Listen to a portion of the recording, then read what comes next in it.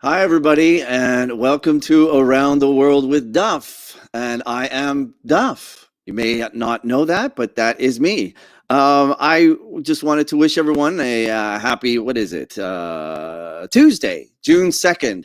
And I just want to bring up my little thingamajiggy here. You didn't know I had a thingamajiggy? Ah, there it is. Around the World with Duff. You can see that's really hard to do. Anyway, thank you so much for joining us on Tuesday, June 2nd. Wow, hard to believe. Episode number 10. 10. We've done 10 of these, you guys. For those of you just joining us, this show is me traveling around the world, talking to different people in different parts of the globe, checking in and gaining a broader perspective of just what's going on in the world during COVID-19, these double pandemics, double crisis, actually, that's happening right now. I am very emotional over this whole situation. I'm a little bit shaky today, not gonna lie. There's I feel viscerally affected by all of this, and that's why I've made my background black today in solidarity, standing with everybody around the globe, and especially in the U.S. where this really erupted over George Floyd.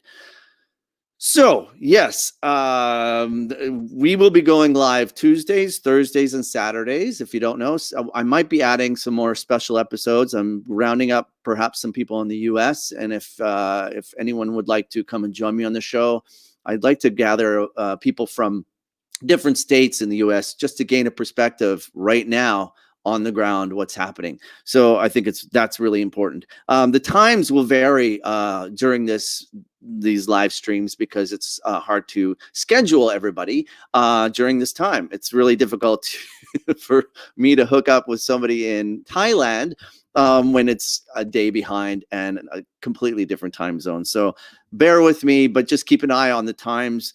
Today we're visiting with Zdravko, who is currently in, I think, Vancouver. We'll ask him. He's at an undisclosed location. No, he's in Vancouver, and he's originally from Montenegro. So we have many questions. And let me just remind you, my friends, how beautiful Montenegro is. This is Montenegro. I think that might be the first trip I take after this is over. I mean, what is happening? I guess I just never realized. I mean, I've traveled all through that area, but wow, it reminds me of Norway. Of course, there are fjords in Montenegro. There are beaches. There are caves and mountains and limestone plains and medieval castles. I mean, look at this, you guys. It's just stunning. Whew, if that's not enough to sort of bring some joy to your Tuesday after all the darkness. And then we're going to talk to the wonderful Zdravko. He's come from Montenegro, and I have no idea why he came to Canada. I do have an idea, but actually where he is, Vancouver, is somewhat similar to it looks to the landscape, so he's probably very at home. Anyway, I wanted to start out, and we'll get to Zdravko in a couple of minutes. I wanted to start out by giving you a little COVID update. The numbers are rapidly changing, as you know. Global cases just shot up today to 6,302,316. Global deaths are now at 376,210. I'm just going to put up a little my map here that I like to show. And yes, so in Canada, we're at 92,151 cases and 7,386 deaths. Now that also changed this morning because of testing, and there was in Ontario there was a case where 2 hospitals actually didn't report the cases. So there are a lot of positive people wandering around who didn't know that they were positive. So Ontario's, of course, shot up to 28,709,000 cases and 2,336 deaths. I remember when it was 25 in the beginning. So Oh, it's just staggering. The U.S. This morning again shot up from, I think it was at 1.7 to 1.8 million. Whew, and 101,616 deaths. Now, so Zdravko is from Montenegro. Super interesting stats come out of Montenegro. They have 324 cases and 9 deaths. So I look forward to discussing this situation with him. And in BC, where he is 2,597 cases and 165 deaths. So here's two really interesting points that I looked through, and I thought, I wonder who has the least amount of cases. And it's this little place called Lesotho. I have no idea where it is. I didn't have time to look it up, but if anyone wants to comment on that, Lesotho has 2 cases. 2 cases. I'm moving to Lesotho. And then the Western Sahara has 1 death. 1 death. So, I mean, that's because it's the Sahara. There is nobody in the Sahara, but that's a whole other thing. So, yeah, so it is Gay Pride Month as well, folks. So whip out your Mardi Gras beads and your Gay Pride flags, and we're going to stand in solidarity with everybody else and stand together as one LGBTQI. My friend told me that it is now I, which is inclusive because we're just covering all the territory. And so that's really important for us to remember. Yes. So today there's also a blackout on social media. As you can see, that's why I've got the black. So we are to not post anything personal if you can. We are to stand in solidarity with Black Lives Matter. We are not supposed to try not to use the hashtag Black Lives Matter because apparently that rides over their posts, and we want their posts to rise above ours, even though we're all in this together. So an interesting little fact that I came across, I heard Anderson Cooper talk about this morning. So in 1943 in New York, the last time they invoked a curfew was in 1943 during the Harlem race riots. And gee, I wonder what happened. A white police officer shot an African-American soldier. Sound familiar? And the aftermath actually was the mayor, I think it was LaGuardia, investigated and came to the conclusion that there was price gouging happening and people were filled with much anger.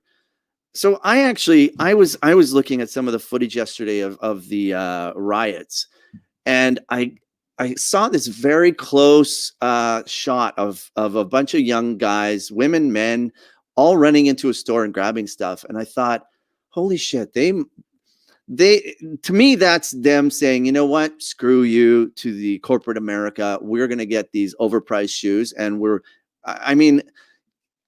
everyone is super angry. And that, I think that's the bottom line is, this is 400 years built up of people that have had enough. Everyone's had enough. And so this is the time.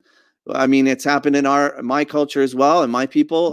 We rose up. The riots, the gay pride actually came out of riots in Toronto. And in New York, Stonewall. It's a history. Unfortunately, it's reached the sort of negative sort of looting and burning of and crime. And then it doesn't help that the orange dusted Cheeto there in the White House is evoking getting out. And anyway, I think that it's disgusting what the White House is perpetuating, and it's bleeding over into Canada as well, which is a good thing. We are standing up, but let's be peaceful. Let's go out there and peacefully protest and love one another and look each other in the eye and say, we stand with each other. We stand with you as brothers and sisters. And I've got actually Lesotho, Zdravko sent me. Anyway, let me just finish my thought. Let's just all stand in solidarity. And Zdravko and I are going to discuss some of these points in person. So he just sent me something. Lesotho is officially the kingdom of Lesotho. Okay. Is an enclaved country within the border of South Africa. Oh, okay. Thank you. You get an extra coffee for that. So without further ado, I'm going to bring in Zdravko because we have a few things to talk about. So I would kindly, are you there, Zdravko? Hopefully you are there. I am. You are there. You stayed with me. You didn't bail. Thanks so much for doing this today on such a riotous and uneasy day and week. It's been quite the week. So, not a problem. Thank you for having me. I'm going to have a drink of the old coffee as here's to us. It's very dry in here. How are you doing amidst all of this? Let's just talk about the riot fact right now. Well, it's something that it was always in the air. So I'm, to be honest, I'm not surprised that kind of this is happening because it is always something that was cooking, and we were all aware of it. And Black Lives Matter and activists in many ways were pointing this out for so much times. So how I feel empowered, first of all. Like even though it is sad that to see everything that is happening, there has to come to this. But I do support, and I send my support to everybody over there. So I feel empowered as an activist, as someone who wants change, who wants something for a better of the community. Acknowledging again my own privileges, and as a white male, and even though I belong to a different community that is also marginalized and stuff like that, but I always say, my fight is my own, and just respect the others. And even though it's your fight, it doesn't mean that your fight is someone else's as well. So I acknowledge that, and I acknowledge the fight, but I'm standing aside of my worldwide siblings, brothers and sisters. But how I feel, I'm just literally on my kind of just watching every day what's going to happen, like literally every minute. You don't know what's going to unfold. I hope for the best for everybody, but yeah, that's how I feel. I just feel in the air. It's definitely historical, isn't it? This is like nothing we've ever seen. Not only do we have COVID happening, we've also got these huge riots, and not just like a couple of cities. This is like across the board, across the U.S. And I heard my friend last night in a video plea, and she lives in Los Angeles, and she just come off the streets, like being out in LA, and she was completely at wit's end. She was so upset, and she said a really important thing. And as I started to chime in on her video, she said, you know what? We really need your voices. We need the white person's voice. That is crucial at this time. Do not sit back. And this is not just about Black people protesting. This is everybody across the board. Exactly. We need all those voices, right? And I really like that. And I thought, and then I looked at some of the footage, and actually there are a lot of white people protesting. Most of the crowds are white or Hispanic or Asian. Like it's actually quite interesting. And yeah. No, that's totally, yeah. I mean, it should be like that. Yeah, it should be. And hopefully there'll be more of that, right? Zdravko, can you just tell our viewers a little bit about yourself? I obviously people know that you hailed from Montenegro, right? Like, do I need to show Those those pictures photos, again? those photos were beautiful. Oh, It made me nostalgic a little bit. did it? Yeah, it's But stunning. yeah, I'm from Montenegro. I was born there. I have my whole family still there. Oh, they're still Uh, there. Okay. yeah, so I live in Vancouver, Canada. I arrived here 2013 in November, and that's when I claimed asylum in Canada as a gay refugee on the grounds of being in that time still um, first out gay man in the country for the 3 years before that, fighting for the gay and lesbian and bisexual and trans and LGBTIQ rights in Montenegro and internationally, which kind of caused a lot of, I think, topic to be talked about, which is great on Yeah. visibility. But Yeah. being the only one visible in that matter as an activist was challenging to keep up with everybody. The country is very small, as you could maybe see, and I don't know if you showed the Yeah. map, but Yeah. Here, I'll show um, everyone.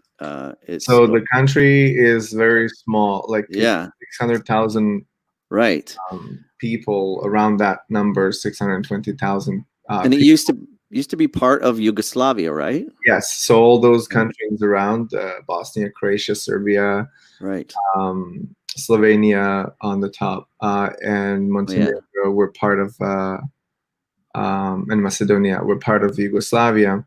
And so, as growing up, there was a war in Yugoslavia, and then uh, um, inflation and the party and stuff like that. So it Hmm. growing up in kind of almost the heart of Europe, the eastern part of Europe, but then you feel like you really are somewhere else, where Yeah. 2 hours flight from you, it's like democratic countries, and Right. just not even 2 hours, but And Serbia too has had its a huge history of unrest, right? That's yeah. like So that's it's part of Yugoslavia. That's where the leadership was. And right.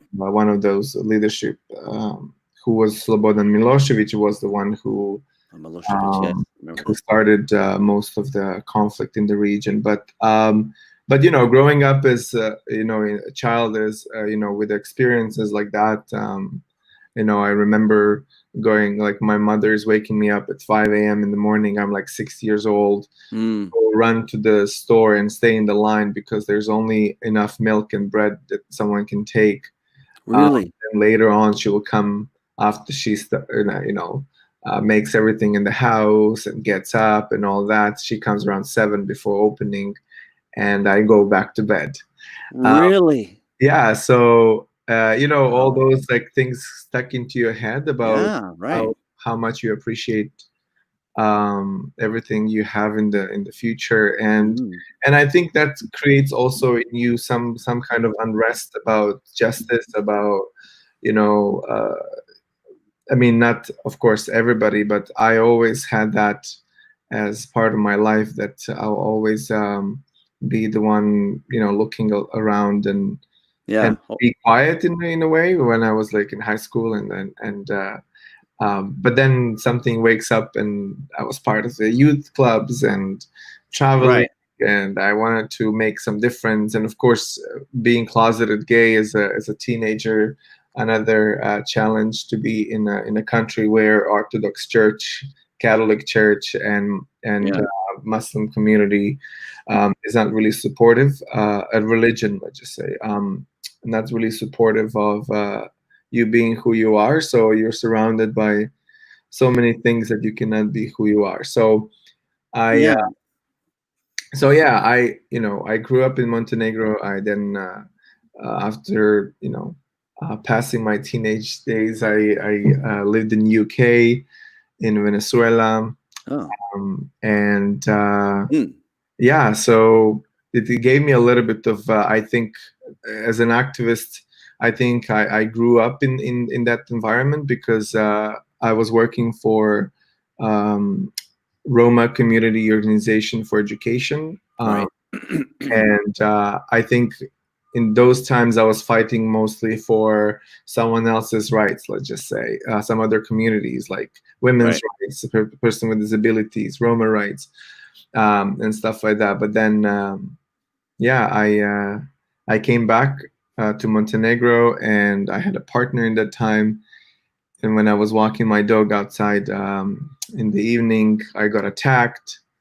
And then while I was attacked and being beaten up, I heard slurs, faggot, I'm gonna kill you, and all that stuff. So that's in my mind. I was like, oh my god, who's hearing this? I wasn't even thinking how much he's hurting me. Yeah. Mostly like, who's hearing this? Oh my god, my neighbor's gonna hear that I'm gay and all that stuff. That's what you were thinking in that moment. You were actually still worried about what Oh yeah, people. being closeted is the Yeah, right. whole In a world. small town too, right? And it's the whole world you live in, right? You Yeah, don't right. want the world to be ruined Yeah, because it's the only world you enjoy in that moment. yeah. So, I totally understand that. Yeah. yeah, and then after that, I decided to not really be quiet, because if I'm quiet, I would kind of encourage the same person, or Yeah. who knows who else next time. I'm not going to even maybe even come back home. Yeah. So I decided to go to police and report him. Good for you. And that's where my coming out started. Of course, police, as soon as they heard that, I, I, I reported him because he attacked me. And then when they asked me why, I had to say because I'm gay. So how did they react to that? You Well, saying you they were didn't gay? know what gay means at the first place. What? I mean, They didn't know what gay means? even though we had gay word, but I think the inspector who was taking my statement, he's like, "What do you mean?" So I had to literally describe saying, "Well, I like boys," and he immediately Wow. changed the whole face.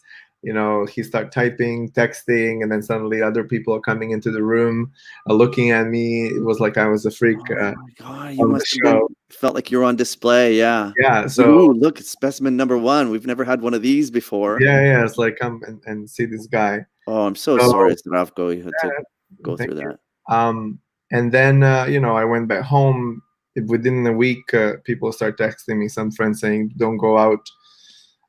People are talking, and even Really? some police officers who were closeted, of course, they reach out, a friend to a friend, to let me know. To be careful when I go out and stuff like that. Not because of police only, but because of police spread out the word. Uh, Right.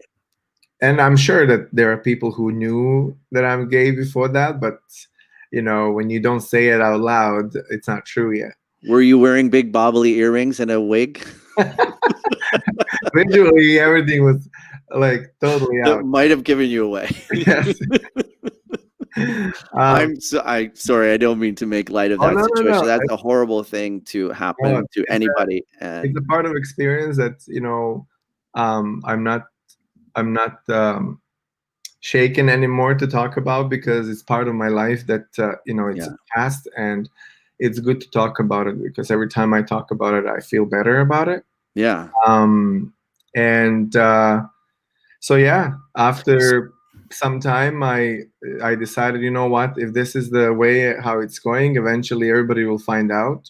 yeah. So let me do something meaningful. And so I, with help of a few other friends, I registered the first LGBTIQ organization in Montenegro. You did. Yeah, and it That's was amazing. the registration was rejected by the government. And then when I sent the letter to threaten by international media and all that stuff, like, I don't see the reason why you shouldn't, because this is a non-governmental organization, I have everything you need.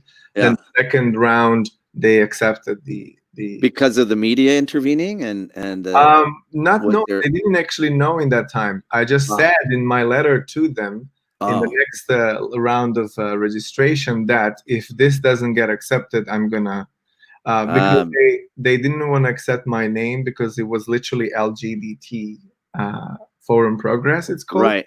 Oh, okay. And it was very visible. I didn't want to Huh. hide it from anything. So and that's, within a month, I had a friend working in one of the biggest newspapers in Montenegro, and I had told her we should do the interview. I'm becoming a executive director of this new organization, and I told her what it is. She's like, "Are you sure? Oh my God!" Um, and then, of course, Zdravko, that's so great. That's so great. and And scary all at once. February 11th, 2011, or 18, February 18, when newspapers come out in the front page saying the new LGBTI organization started in Montenegro, and its executives, Zdravko Cimbaljevic, CEO. because she wanted to cover my name. She said, Yeah. "Well, we can post that the organization established and everything, but let's cover your identity because you're going to be targeted." And then And I did said, you? "Okay." But then after like 24 hours thinking, I just couldn't. I said, if I was a gay or lesbian or any member of the community out there, and I see the newspaper saying organization is established, but Mhm. who is behind it? I Right. would be think, oh my God, this is a plot, from the government or police or whatever, Yeah. to Right. actually Right. attract us to Right. come out to them. So I was like, no, if I'm gonna I'm gonna personalize feel this. like this, if this comes out from a different way, then Yeah. I'm not gonna do it. I'm gonna put my name so people actually can see. So Yeah. I said to her, put my name. And then after 24 hours, I was like, okay, but they will see the name, but they don't really know me. So they will Yeah. think it's a fake name. So then I said, here's the picture. Ah, good for I said, I you. want people to Oh my see God. That's my name, my face, face. and the Yeah. organization. So that actually the whole Personalize it. Yeah. and that worked out when it comes to visibility. I think doing that, really people felt comfortable because then suddenly it is a person. Yeah. And then when the interview started, they actually saw that I'm not infiltrated by government or anything. I have a history of activism in different communities, and different activists from the country stand by my side during that time. And of course, the first day the newspaper came out, my father called me and um, you I know, was gonna say, what did your family? How yeah, did your he family disowned take me it? over the phone. Really? You're not my son anymore. Don't come ever in the house. And that was one of the, I think, hardest thing, in this whole situation that happened. That hearing your parent Yeah. that you were brought up and with, and Yeah. that It's your this lifeline. this thing of yours, that's who you are, suddenly becomes um, a division between you and your family. Yeah. And it caused a lot of Stress. regret in that Yeah. moment, I think, Right. for me, Yes. of like, Yeah. why did I do this? I lost my family. And um, but then I just didn't want to step back, and I tried to explain, but the line was already off. So I Yeah. never heard from him since then, since 2011. And Still? You yeah, still? yeah. Really? So this So kind of sorry. teaches you things in life where you're good, you're doing good thing, you're doing the right thing, but Yeah. some people will not like it. And Yeah. this goes all over the spectrum, in any fight or any thing that you do, that the thing that you're gonna do and you think it's right, Yeah. and actually not you think, but you feel that it's right, and your community feel it's right, and you are part of that community, Yeah. then you should do it no matter what, because it's Of course. really important to show It's that. a much bigger purpose that you're Yeah, dealing with, right? It's yeah. much larger, unfortunately, than your father, even though he brought you into this world. That's yeah. I had the exact same thing happen, not in that extreme, but my father basically gave me an ultimatum too and said, if you're gay, leave. If you're going to be straight, stay. And Mm. they think it's just that easy to make that choice, right? And And it's not no, easy. I don't think I would do that if I was now if I wasn't independent in that time, I wasn't living with them. Right. There's different aspects, and there's so many people who want to come out, but they know that they live with their parents and they are, depending on them, and stuff like that. If they come out, they're going to be homeless. Yeah. Right. So, there are You lots did. of understanding why not. Right. Everybody is asking me, so who else came out after you? Like, why didn't, suddenly so many people come out? And I said, well, my situation was different than the others. Yeah. Yeah. If I was never maybe attacked, I would never come out, even though maybe someone else is attacked. I wouldn't just come out just because someone else is attacked, because that was not my feeling in that time. I wasn't feeling safe if I do it. Of course. But when it hits you personally, it really has a different impact. Yeah. And I think that resonates across the board from the many different issues. Of course. Well, Even these certain. today that I Yeah. have. But Well, certain cultures too, it's harder. Like Italian culture, people live with their parents for quite some time. Like, yeah, and Asian culture as well. They're living with their family, well into their as long as they can, hopefully.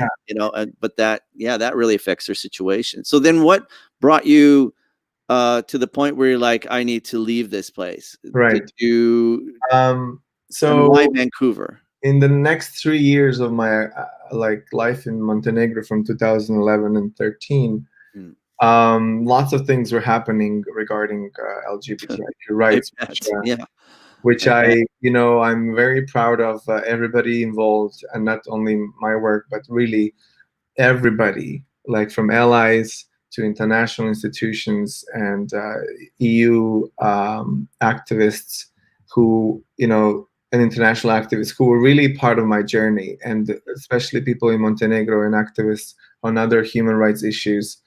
They were always with me. So I'm really proud of that moment of those 3 years, because we brought up a lot of issues. Hey, Don.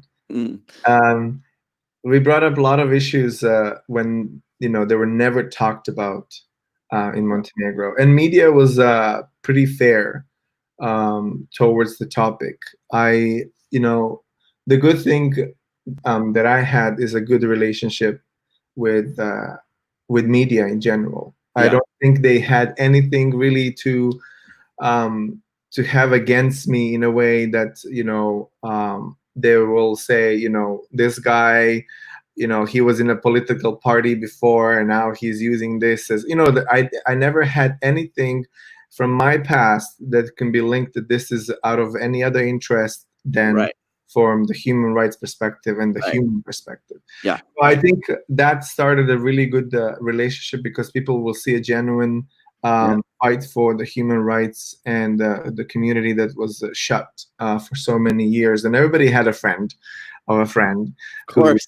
So it's not like suddenly I'm the first one. No, there's. I came out of the cave. Our people are everywhere.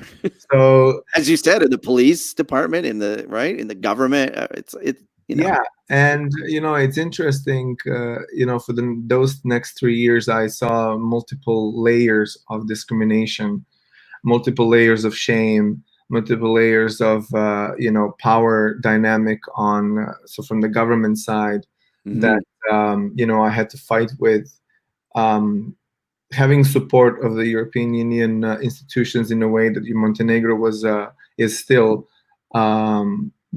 joining the EU, so that aspect of political aspect also gave me more weight, more importance on human rights issues, because Montenegro was really and still trying to join the EU, improving all these reports, human rights. So in the next 3 years, the first year we opened the first LGBT shelter in the region, in the country, where I was so proud, because I was homeless. I broke up with my partner a few months after that, and I was really homeless for quite maybe a minimum 6 months. And I lived with my friend's place, and then I lived in my friend's student dorm room, sleeping while I was fighting, trying to, media are calling, and everybody wants Oh an my interview. God. Everybody wants a, Easy. and Insane. and so yeah, the LGBT shelter was, I think, the business case was me. Uh, Right. when when the Dutch embassy actually funded I said, well, I'm the perfect example of it. If someone comes out, their parents is going to disown them, most likely. Yeah. They're going to be on the street. They're not going to have a social circle and support from the country, and because there's no circle, there's no social support.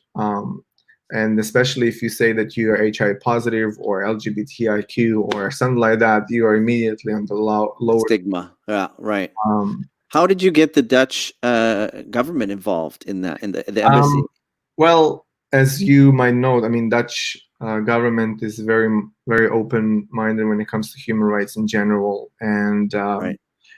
we had, I think, some kind of international meeting. I think the Dutch ambassador was visiting in Montenegro from Belgrade, because that was the Oh, center.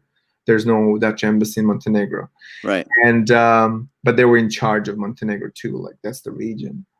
And so, I was at the meeting and we were talking about gay rights and everything, and I brought this up. I said, we need your support to make others feel safe. Mm-hmm. And other people in the room really brought in a good perspectives of why. And so, they said, well, send us the project proposal. I mean, it's not like they just gave us money. So Yeah. Right. You had there's a to process prove behind it. I don't want prove to. it was legit. Yeah. Yeah, Right. yeah, it was very legitimate. We had to write the project budgets and all that stuff, and then submit it, and we received it. It was the best day of my life. I can't imagine such a win, like such a. It was my first year of activism. I started in February, and I think in August, by August, we had a shelter. Really. In a secret location, all equipped with everything, with food and shelter, and even we had It's incredible. community members who were social workers and counselors who could help. And those 3 years really, really resonated with me. I learned so much, and talking to government institutions in those 3 years. I'm gay guy. I'm white gay guy who I was an activist for other communities, but not really for LGBTIQ. So I had to learn through the process. I Yeah. admit that. Right. But in front of the political parties or political leaders, I'll pretend I know everything that Everything. Yeah. my community wants. Of course, I'm following the international, requirements and rules, Guidelines. Yeah. having talking to different friends and different, sexual orientation and gender identities. Mm-hmm. And I'll go in and I'll be like, this is what we need for transgender people. This is what we need for LG community. And I was so confident that they all believe that, I'm. But Hey, well, you I were speaking for them. Like, I was learning in the process as well. yeah. I Right. knew as a gay guy what I maybe need, but Yeah. not any other gay guy. But they needed your voice. They needed a But in leader, obviously. general, exactly. But in Yeah. general, we needed visibility. We needed Yeah. support from the institutions, and not so far from then.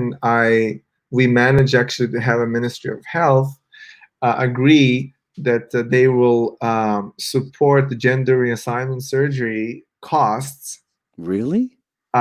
for trans community, and if it for 80%, which is amazing. That's so amazing. And if it's not possible to do it in Montenegro, then they will do it in Belgrade, and the government will cover expenses. You're However, gonna. they agreed to it because we gave them numbers. We gave them, Right. well, realistically, how many trans people will come to you tomorrow when you adopt this law Yeah. to cover their 80% expenses? Like, realistically, we have these and these numbers, which are really low, of people coming out to us as a. So this was our tactic of getting them on board. Of course, Right.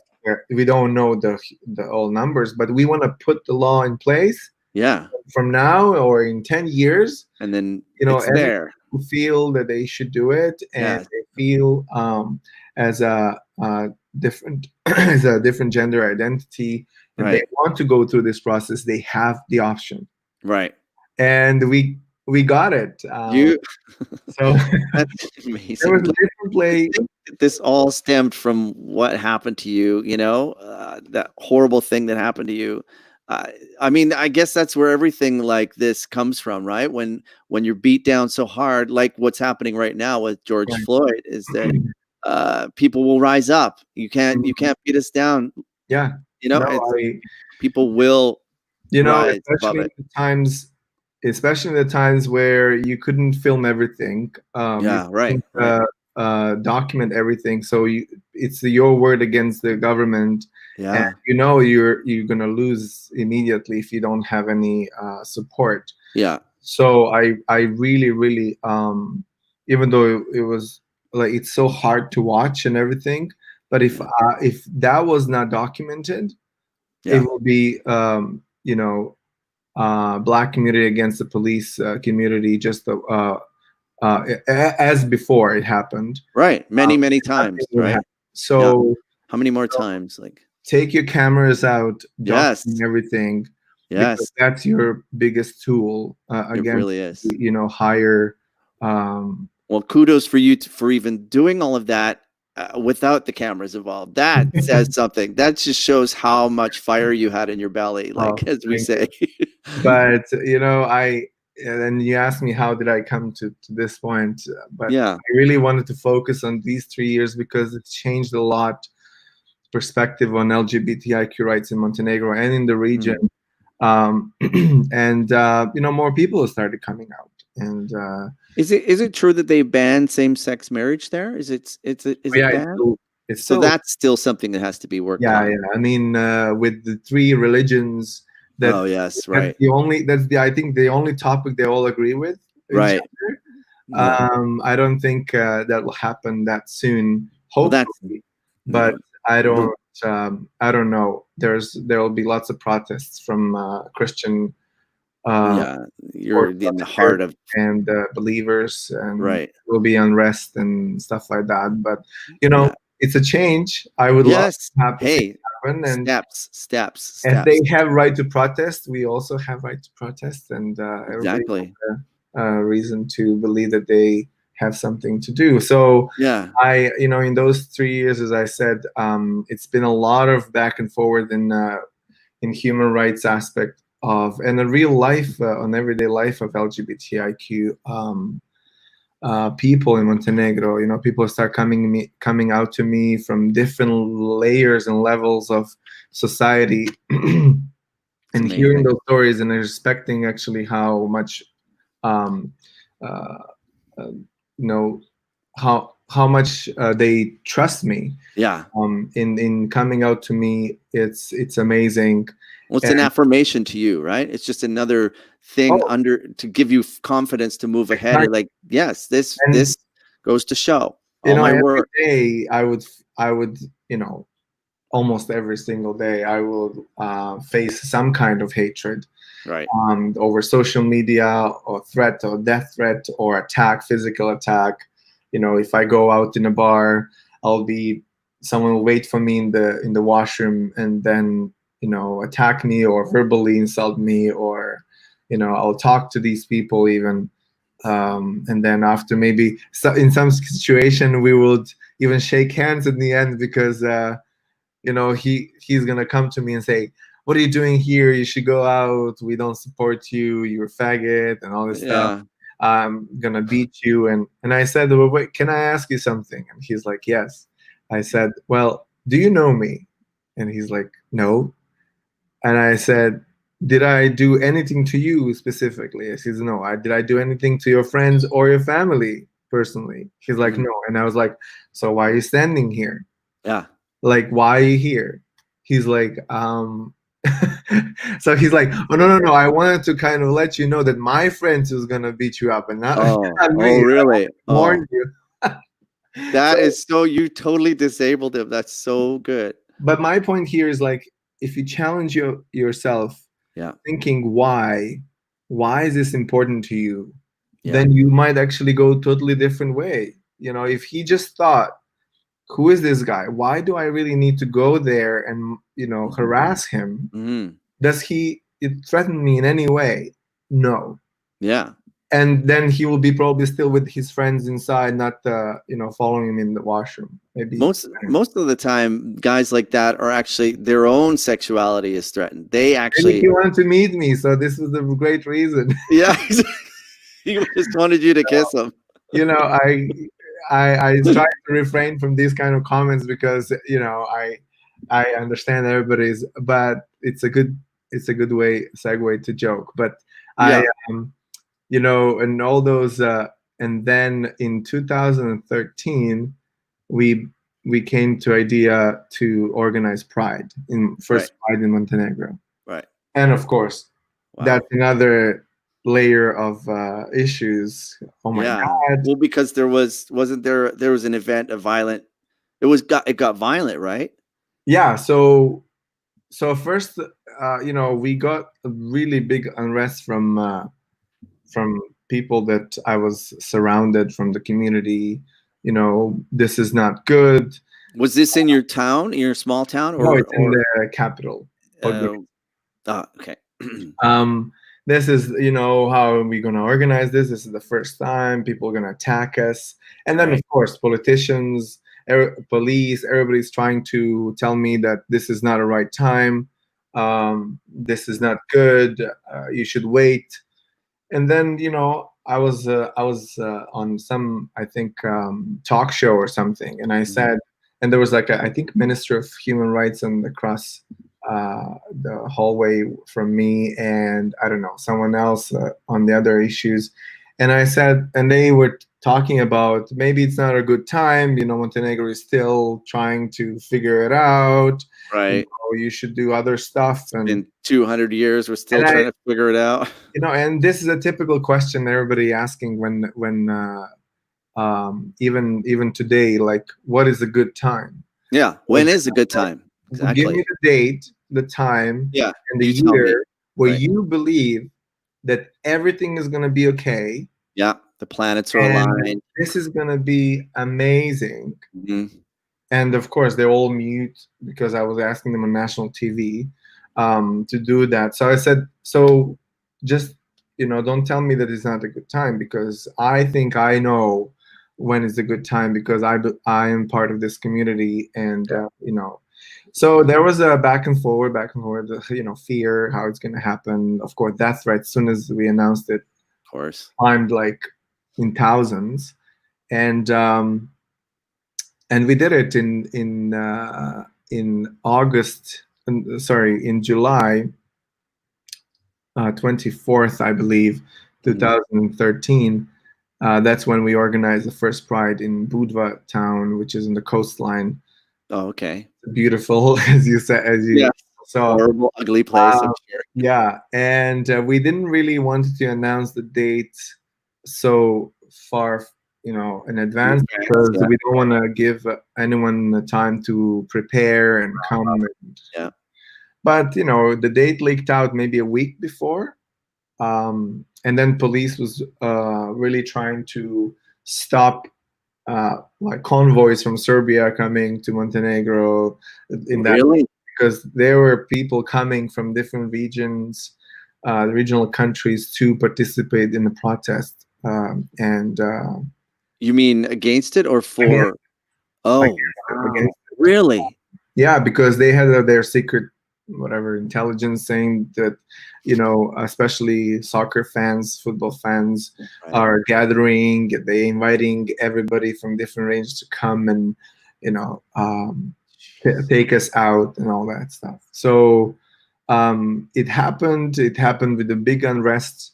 You can Google it, Montenegro Pride Budva, Yeah. um, and I can I don't know if I can comment here, um, but you can see the big unrest, and so many people came to protest, and they throw rocks and bottles and chairs and everything on us.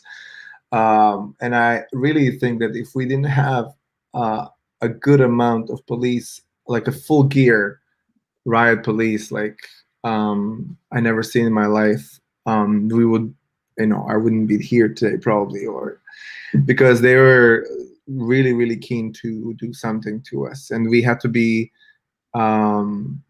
evacuated by boats. We couldn't actually use our bus that we arrived. We had to be evacuated by boats because they blocked the roads. They were waiting for us with the rocks and everything. What? So Oh, police took us wow. they yeah, they took these two private boats that the company was using for tourists, and they just shoved us all in, and we left the coastline, and then we kind of stopped in the other coastline. And then you had your pride. No, we had our walk. We had Yeah, a nice walk. It's a short one, but we had it. I was so you proud. did it. You did it. Yeah, we did it with all the rocks flying and all that Oh stuff. We my did it. God. And then I came Insane. to the same year. One of my friends here in Vancouver, I called them my uncles, my gunkles. Yeah, Uh, Gunkel. Right. he nominated me for Vancouver Pride as a Grand Marshal the same year. And earlier that year, Vancouver Pride invited me to come as an international Grand Marshal and open the Pride. Oh my God, you're gonna make me cry. That's amazing. That's amazing. Thank you. That I Um, can't. That's really unbelievable. so I, you know, to come to Canada, it was like a dream to me, and then Yeah. plus to come for a Pride that I heard, I read so much, and 600,000 people, just like the whole Montenegro is gonna be there, Yeah. um, and you know, and it happened just like a week after our Pride in Montenegro, so the big contrast in my head. Right. Yeah, we like So, totally embraced you here and yeah, it's like brought you you had in. so many people against you on one side, and we survived. Yeah. Where coming to Vancouver, and I have this like embrace of the community, so much positivity from even like I remember I was standing on Butte and Davie one morning and waiting for some media to come to interview, and I hear a gentleman behind me calling me by my name in my language. Oh, And he's like Zdravko, and by how he pronounced it, of course, you don't yeah. immediately know it's from It's the the difference between him and me saying it. yeah. And Cimbaljevic. to be honest, I just got chilled. I thought, oh my Oh. god, they followed me here Well, too. especially a week after, right? You're still Yeah, in your blood. I Like, was still in the hundreds and hundreds of death threats, yeah, mood and right. situation. I had to go back. Oh, So you did. Okay. so Huh. I got a friend. I was like, yes, and he's like, oh my god, we love you. We follow your work. Like Oh, the way how that resonated in my head. Because from of course, Vancouver writes it was an amazing experience, but to have someone from my region living here telling me that in my language, so they were following what you were my doing. family, like we follow you, and he was like 60-something-year-old gentleman. So Oh, it's not like he was young and you would think like, oh yeah, he's open-minded in a way, he's right. young and everything, but no, this is like person who came from those uh, Yeah. from that region and live here Lived through now, all those and conflicts. He invited lived through me all. to his like house, and I had a dinner later with Oh, so nice. No wonder you moved to Vancouver. but so during those times here in Vancouver during the Pride, it was, as I say, something that I will never forget. Yeah. Being in the one of the first cars, opening the parade, and seeing everybody cheering. I'm holding Montenegro and gay flag Yeah. together. It was just one of the proudest moments in Yeah. life, and And happy. heal. Yes, and healing for you too. After Yeah, all that you had been through, that's such a healing moment of like a and somehow cathartic. to see the future, right? Yeah. This is Right. the future of Yes. my country. Yes, this How could I, be Montenegro. yeah, that's how I felt it. Like, okay, this is where I want to be in the future. This is Hmm. where I want to see Montenegro in the future, and Well, it really especially gave a lot of a lot of perspective of where Montenegro, and I want to be in Montenegro. But Yeah. after getting so many death threats, I had a police protection scheduled for me when I come back to Montenegro. Oh. Um, and I had a police liaison who will come kind of communicate with me all the time over email or text. And then everything was fine. I landed in Montenegro. I came back from Vancouver. I stand on the airport and I don't see anybody. And I called the police liaison and police officers, and they were like, "Oh, by the time you were traveling, we actually assessed your situation. And we believe that you're not in danger. So we kind of stopped your. We are not going to come for you." And But how would they know? How would they know? Like some. well, I just think that it's the ignorance they wanted to. And of course, as soon as I was standing there, you see people spitting on the floor, shouting, and then I just took a cab and went home. And this was still fresh after Pride in Montenegro. Remember, just like it was 10 days before, Right. after everything happened. So Yeah. it's still fresh. Yeah. When I go out to the supermarket, I'll be kicked out by people, not the supermarket.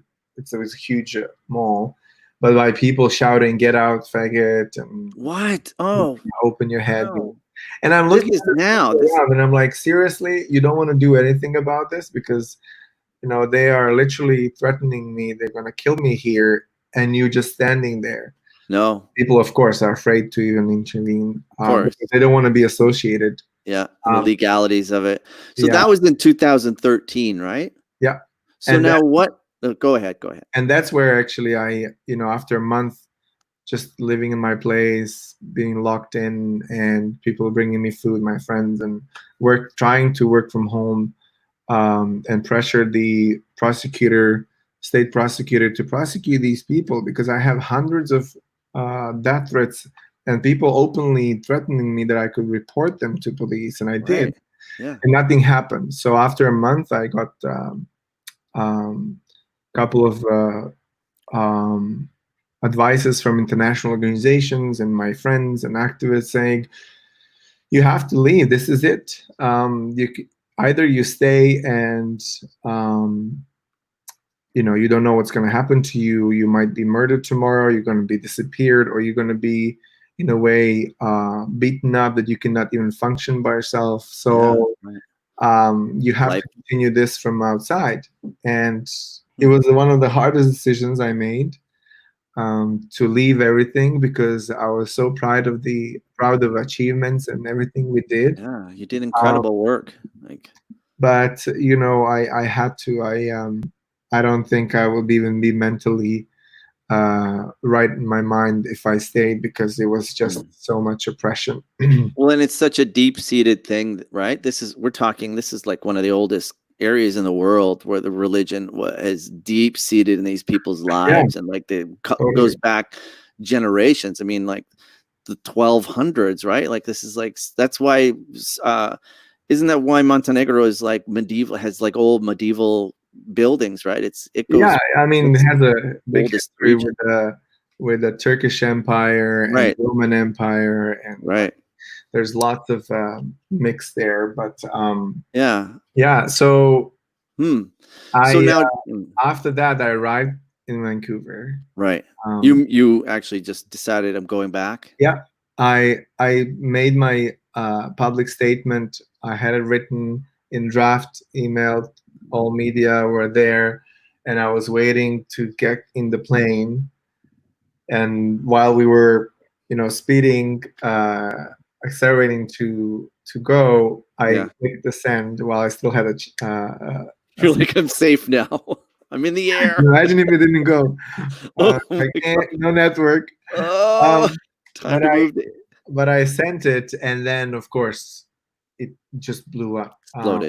Exploded as another thing. It was a good moment to see, because I didn't want to see anything until I really arrived here and I started reading media, and there was like a huge discussion, lots of blogs and people writing about how country couldn't protect one person. and they had to leave and all that stuff. So it was a good also momentum for the community Yeah. to, of course, I was sad leaving everything, but I think community was empowered in the way that they got angry. Yeah. Well, and you kind of said, you know what? Here's what I did. Now it's up to you Yeah, guys. You I'm deal with leaving it. it. I'll Yeah, come back when you're at terms with what's it's happening. hard because I want to be part of that Yeah. process, and Of course. Yeah. but I had to leave because of whatever happened. But it's just that I was so proud that not only my community, but so many allies stood up on my side and our side and Yeah. said, Right. "Well, this has to be changed. This is embarrassment. This is disgrace. This is a true face of human rights and stuff." So it created another international on the EU side and international aspect of many human rights reports. Then we're talking about gay activists leaving the country because Yeah. of the death threats and stuff. So it happened. Uh, Did it, go mhm. ahead. Yeah. Did any government officials or city officials side with you, or anybody were there Um, people that were openly supporting you and like in that not way? not officials like well, there were some political parties that were like smaller parties, opposition parties. They want to be proactive, and Right. they were not as open, but they were Mm. just neutral, which is okay. At least they're not talking that we are sinners and we should be, not exist, and we don't exist at all. It's Right. just one person and Yeah. stuff like that. So there were a couple of people actually privately who were leaders supporting me, but publicly they couldn't because they will lose voters, they will lose people, they will lose Right. this and that. They were pretty Yeah. so.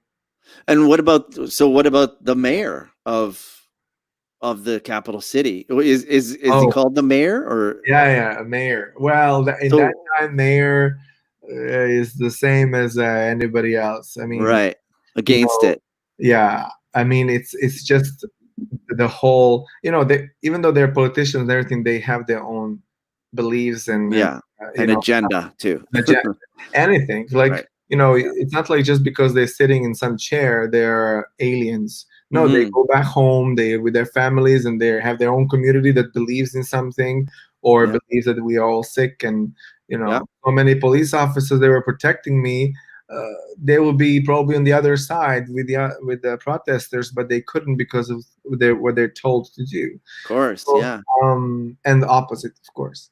So Mm. it was just a good, I think, reflection on So everything.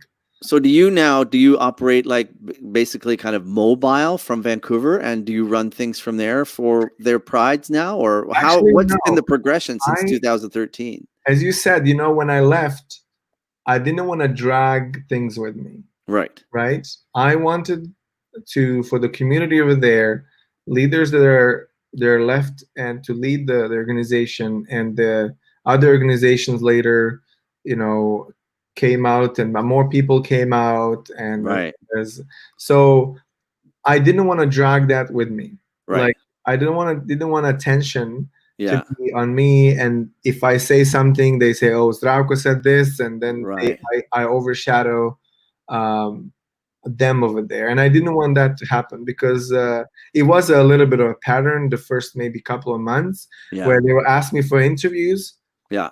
and then I noticed that if I gave an interview and someone else gave an interview, they would prioritize me over them because Okay. because Right. With I'm your the one, history. Yeah. and I have the stronger voice, or I'm the one who left and stuff like that. So I have no idea what that means. What does that mean? greetings from Montenegro. Ah, Hi, Milka. Ciao. Milka. Hi, Milka. So Nice. so I kind of left that to them, and I Yeah. only got involved if it really, really necessary. Like if someone is attacked or something, I will give an interview. That this is the face of the country, and Yeah. we all stand to protect them, and the judiciary system should still stand up to what is the law, and the law says that all minorities are protected no matter what. They don't mention LGBTIQ, but anyway, I didn't.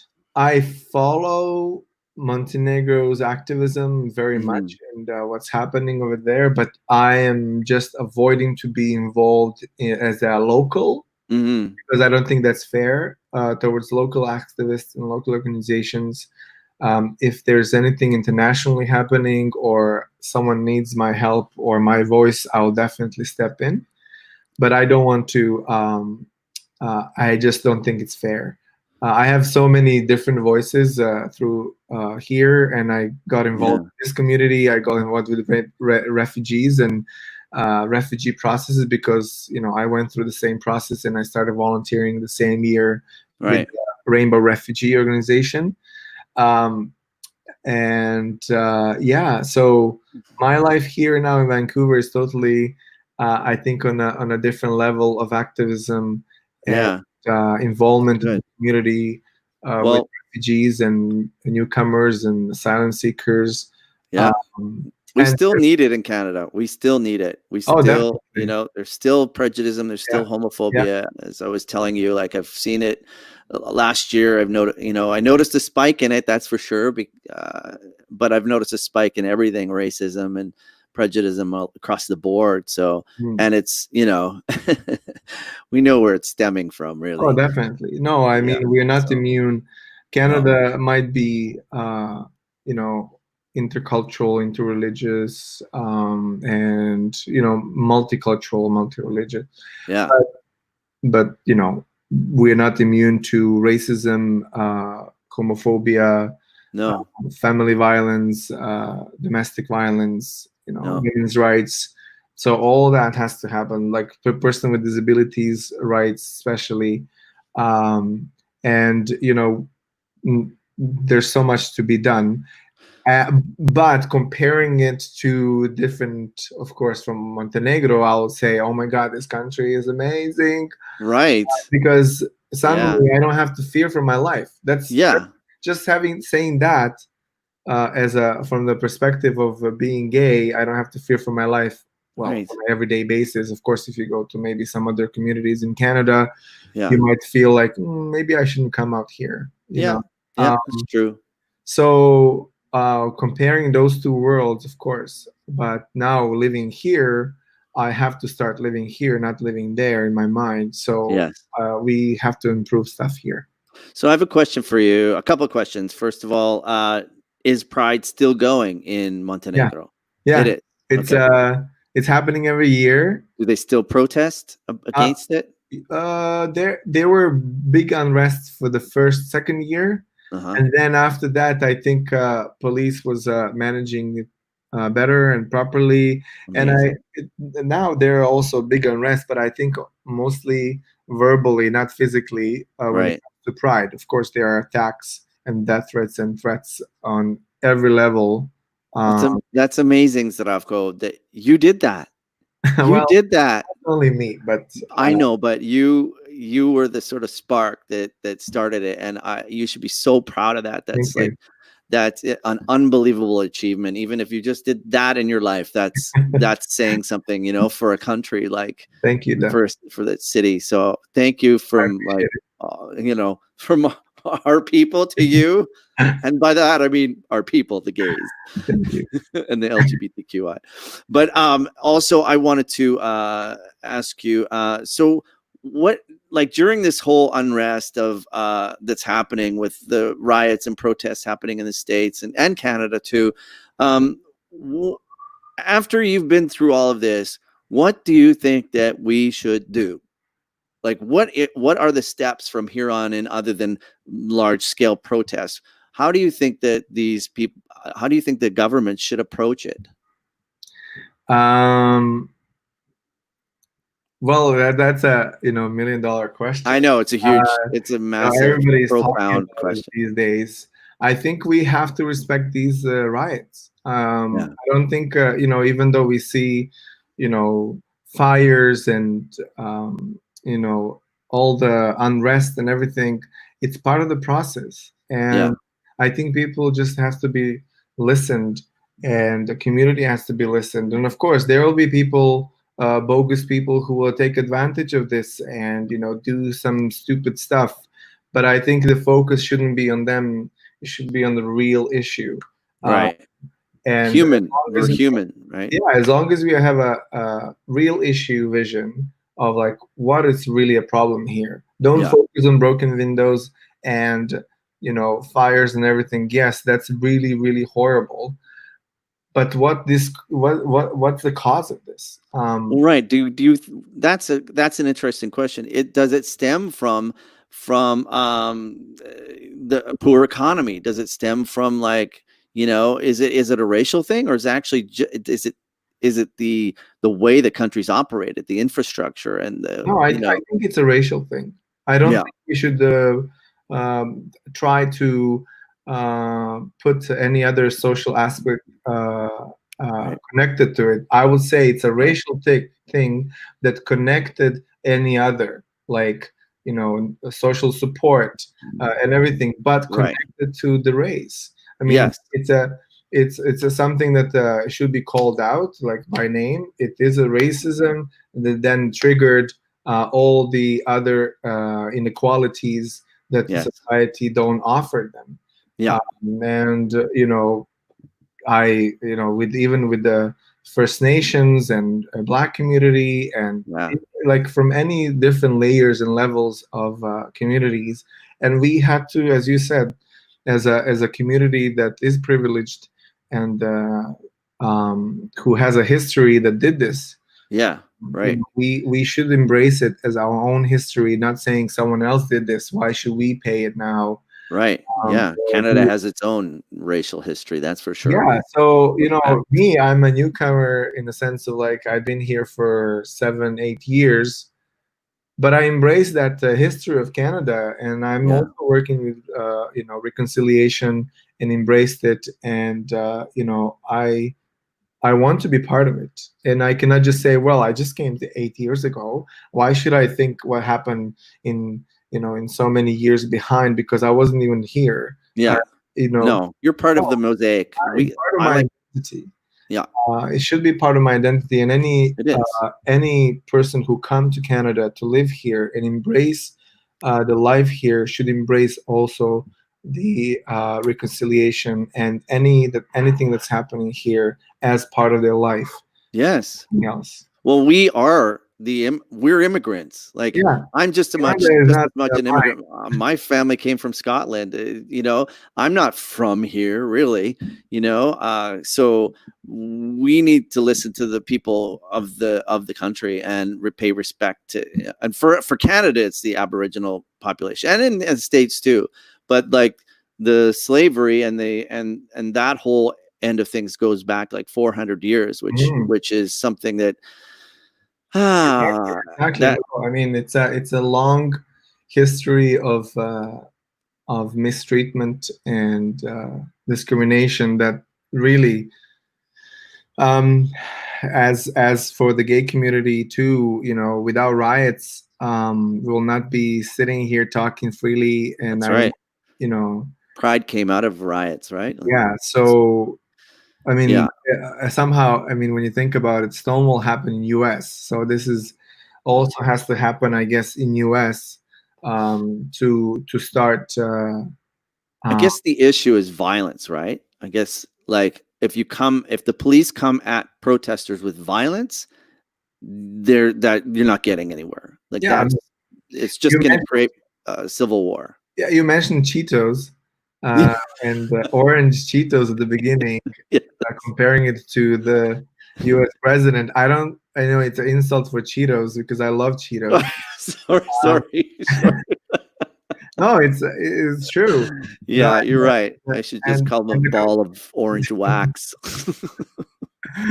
but seriously, having a leader like that really resonates how the country is going, and Yeah, um, exactly. That it's what do they call it? A trickle down. I always think it starts at the top for sure, yeah, and whatever happens at the top trickles down, and then either creates peace or mayhem.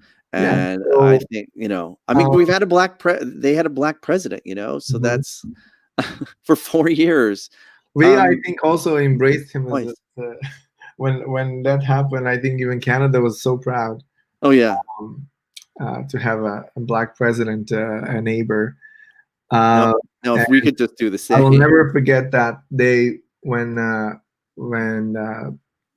Barack Obama won, and actually Hillary Clinton was giving a speech at, I think, UN Council in Geneva, um, about gay rights, when she said gay rights are human rights. Hmm. And I'm sitting in my office, and I think it was 2011 or something. And I'm sitting in my office crying. I could not. I was really feeling supported by the, big state like that, and having Yeah. her as a woman, someone on a high Powerful. hand, talking to all the UN nations that are Yeah. also homophobic and, transphobic and LGBTIQ, not supporting even death penalties and stuff like that. Hearing her saying that in that large room, I was so proud. I was in Yeah. the office. I was crying. I guess. It was a Yeah. big thing. And then having this contrast now, Right. it just blows my mind. And Yeah. I hope from November on we'll have a different I hope so too. I hope so too. neighbor. I think he's digging his own grave per se. I think it sounds horrible, but I hope that the whole country comes together and destroys him, pushes him Yeah, right out. I think it won't be long before, yeah. everyone will rally together, and well, But it's everyone not is. only, and I don't want to talk about too much about this because he doesn't really deserve it. But Exactly. Especially he, when he leaves, I really hope. I mean, when he leaves, not if. We should focus also on people who are surrounding him, because it's not only him. no, And it's never. I don't just believe it's only him, it's actually people surrounding him. Yeah. So we should also focus on those people to not stay in power, Yeah. because if they were toxic around him and doing nothing about it, Oh yeah. then they shouldn't be part of the system. No. Let's drain They that. should be retired and say, okay, you were part of this thing, and because you didn't do anything, or I don't know, I'm not going to be too judgmental because everybody has their own reasons why. Yeah. But I really think it should, whoever is a new president should focus also on the people around him, and see who can he, she, they trust Yeah. in the future. Oh, Yeah. Zdravko, we've gone. Oh, it's been Oh so my God. talking to you. I know it's like the best date ever because we, when you're enjoying someone's I company. thought this interview was like 45 minutes. No, this is why I do this show though, because it's so important, and your viewpoint and all of this is so important. I Like, think I think I should practice more my speech to be shorter. no, what I do not hold. This is the thing. I don't have a studio yelling at me like, okay, cut. You and I could talk all day and nobody gives a shit. And I really appreciate. Dawn said that we make a lovely couple. Aw, thank you, Don. Well, I'll see you in Vancouver when I get there. Well, Yes, definitely. Please come and say hi. thank you so much for doing this. Your viewpoint on all of these issues is so important, especially today when it's like Black Lives Matter and media blackout. We're not blacking out, that's for sure. Not Yeah, today. sorry, I didn't have a black. I cannot change my wallpaper, That's okay. It's nicer than mine. but I'm with them. So Yeah. I have one more point that I would love to ask you. What's the climate per se in Vancouver for you? What's the daily life like in Vancouver? Are you social um, distancing? Are you getting oh out? yeah. Easy So now? actually, I'm gratefully having a job that I will. With the organization that I you. oh no. I work for the provincial government. Oh, Um, great! Wow, yes, and I found a you'll be in job. the country before you know it. Sorry. You'll Ah, be running this country before you know thank you. Well, I don't think that will happen, but I would love to participate in it. Yeah, making. we'd love. So I'm grateful to have a steady and stable job that I can work from home, being safe, my mother-in-law and my partner also works from home. Amazing. My mother-in-law is 81, so we are very, very Uh, careful, uh, yeah. not going out. She, I watch lots of YouTube with her. That's good. Well, you can watch this now Yeah, in and that's YouTube. why I also starting my own channel on YouTube. Oh, good, good. Well, you have to. Yeah, to talk about asylum and refugee and how to help people around the world. Right. Um, That's so important. yeah, so that's how I climate in Vancouver is kind of chill as always. Yeah, Like yeah. You're because like, we, oh, whatever. as Yeah, the BC has a low that's true. low number of cases, I think people also kind of doing their own part, Yeah. being distant, washing their hands, having masks and everything. But you can see more and more people out with all these respects, which I think it's really good. Hmm. But for us, for example, who I think, sometimes there's a contrast. Just because so many of us are staying home, the others can go out. Right. We are afraid of our, elderly people that we live with, Yeah. our mothers, fathers, grandmothers, whoever, neighbors who they are elderly and fragile and vulnerable. Yeah. So there's a balance there. We Right. kind of take it as a responsibility to not go out as much. Yes. But then there are other people who don't have these kind of restraints, and that's fine. I don't feel like, oh, why are you out? Uh, While I'm in, and I have yeah. my own reasons. So I think it would be an interesting thing to point out as well is that a lot of gay men and not just gay men, but a lot of people are HIV positive, but super undetectable.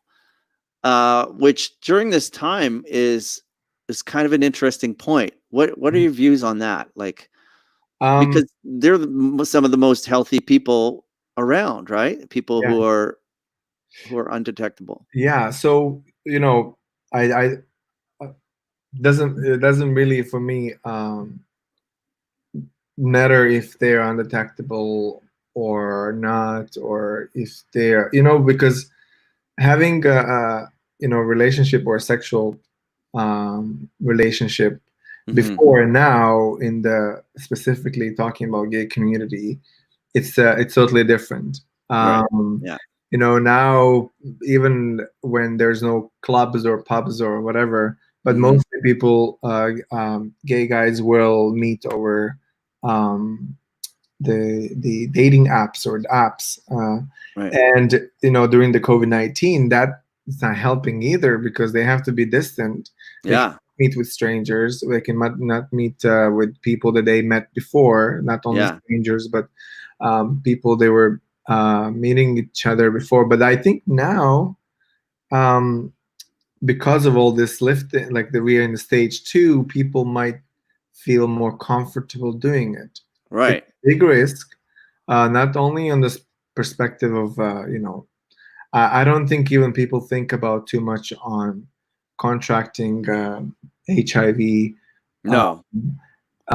which is It's again something that is an issue. Just because we have a pill for it doesn't mean that we shouldn't be careful exactly. Yeah. and Yeah. think about it. But that's on a personal level. Yeah.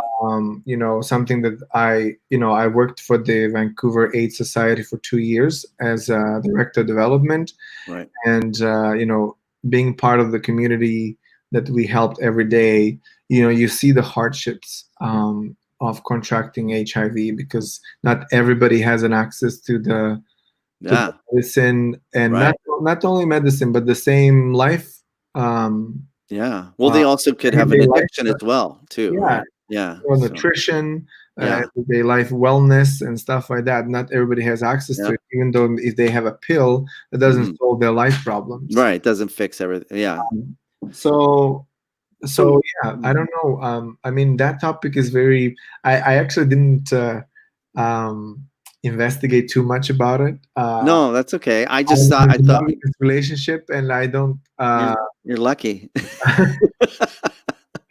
I'm so envious of people who are in relationships Oh, right now. I'm like, oh, geez, I'm getting tired of looking at well, myself and making love to you myself. can at least have a social life in the sense Yeah, of social media life where you can be connected to. yeah, this is my dating site right now. But I'm just um, saying, everybody has their own reason.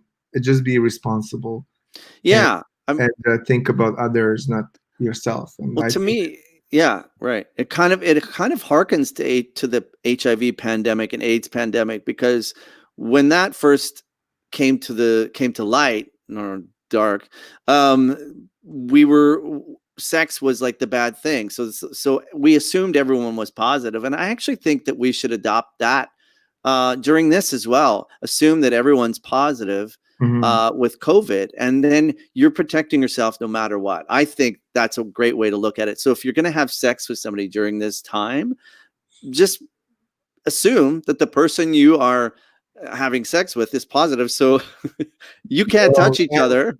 you just have to then decide what's the more important to you, Yeah, because it's not a sexually transmitted no, infection or anything like that. It is, you can literally get it by just touching the person or yeah, kissing the person or talking to the inhaling, person. yeah, Right. inhaling the droplets. So Yeah. I don't know. If you ask me, I'm not going to risk it.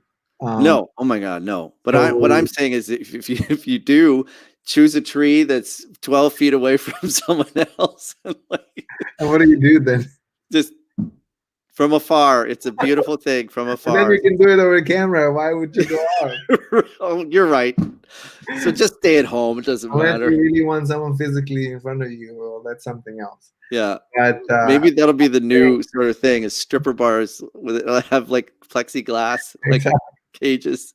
Well, we already had that. That's true. That's true.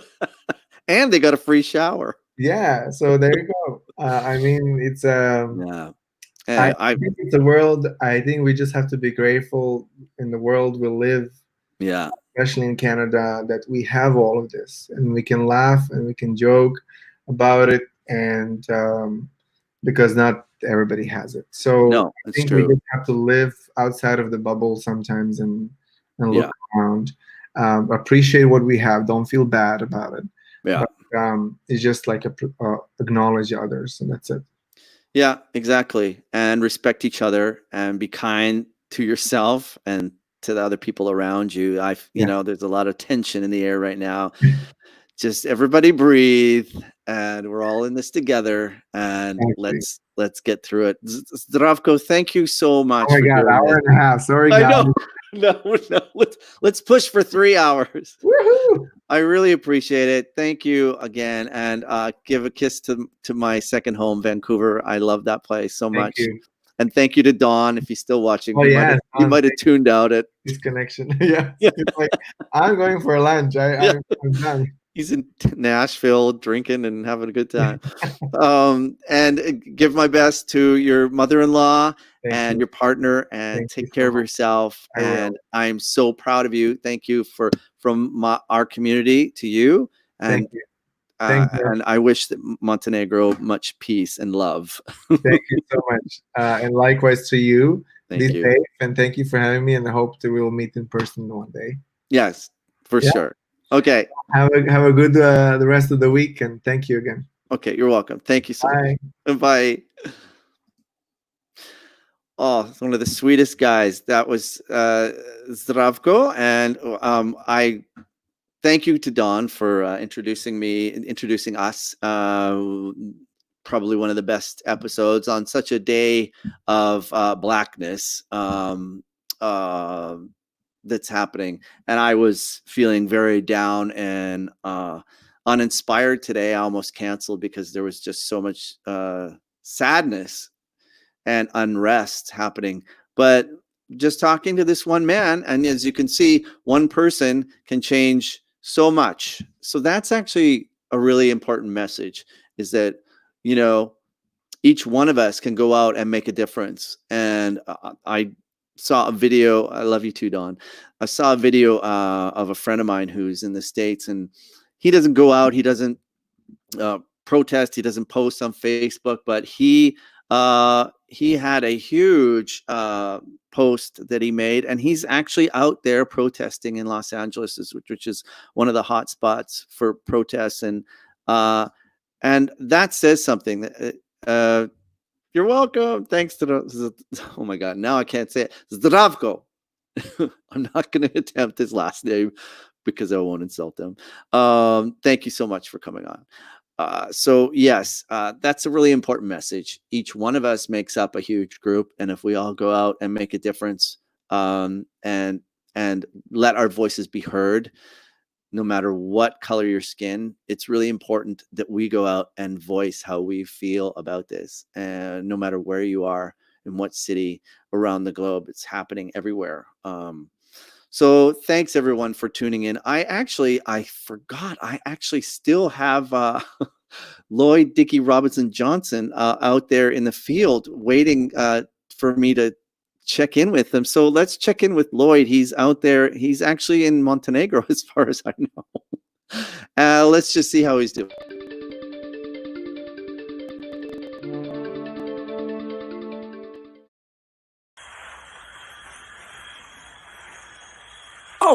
Oh, are we on?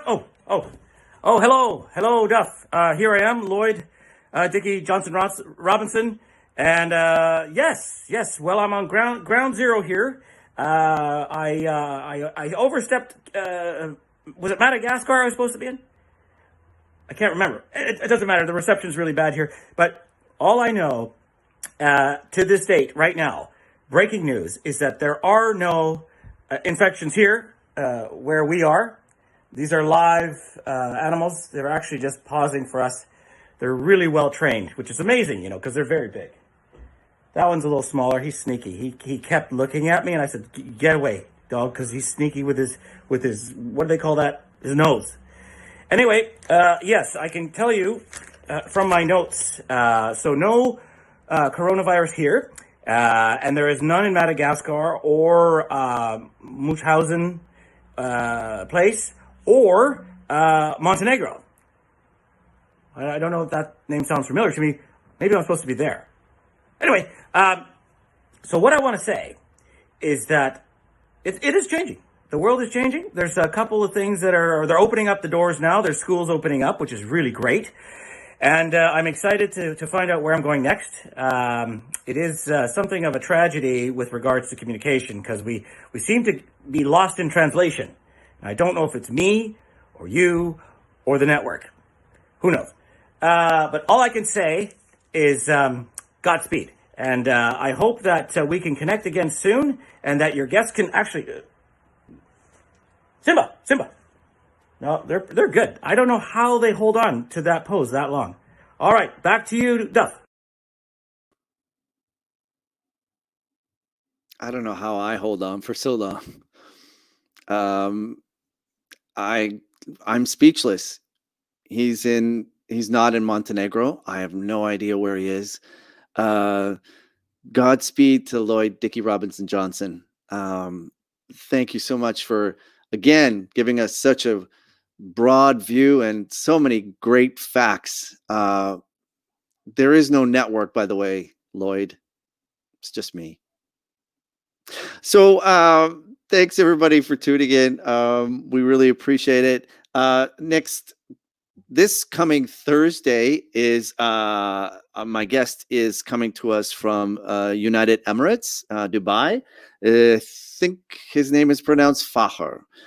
So we'll be checking with him on Thursday. And then Patty, my friend Patty Bader Johnston, is our guest on Saturday, this coming Saturday, from Japan.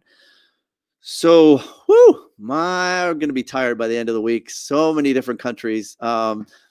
Thanks again to my guest, Zdravko, and to Lloyd Dickey Robinson Johnson. Hopefully he's all right.